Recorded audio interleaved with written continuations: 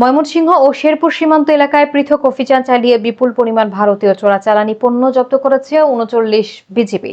গোপন সংবাদের ভিত্তিতে চালানো এই অভিযানে কসমেটিক্স সামগ্রী সহ একটি ভ্যান গাড়ি আটক করা হয়। মোহাম্মদ বাবুল মিয়ার প্রতিবেদনে দেখুন বিস্তারিত। সীমান্তে মাদক ও চোরাচালান প্রতিরোধে কঠোর অবস্থানে রয়েছে বিজিবি। এরই ধারাবাহিকতায় ১৪ ও ১৫ মে ময়মনসিংহের হালুয়া ঘাট ও শেরপুরের শ্রীবর্তী সীমান্ত এলাকায় বিশেষ অভিযান পরিচালনা করে ৩৯ বিজিবি টহল দল। অভিযানে বিপুল পরিমাণ জাতীয় Johnson baby powder, skin shine cream এবং বিভিন্ন ব্র্যান্ডের বডি স্প্রে জব্দ করা হয়। এই সময় চোরাচালানে ব্যবহৃত একটি ব্যাটারি চালিত ভ্যান গাড়িও বিজিবির কবজায় আসে।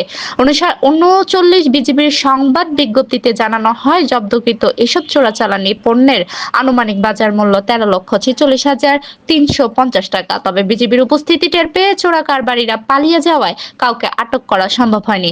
ময়মনসিংহ ব্যাটালিয়নের অধিনায়ক জানান, আন্তর্জাতিক সীমান্ত সুরক্ষা এবং চোরাচালান রোধে বিজিবি জিরো টলারেন্স নীতি অনুসরণ করছে।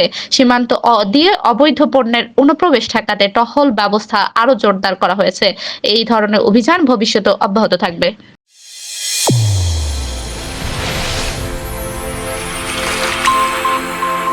চ্যানেল A1 হৃদয়ের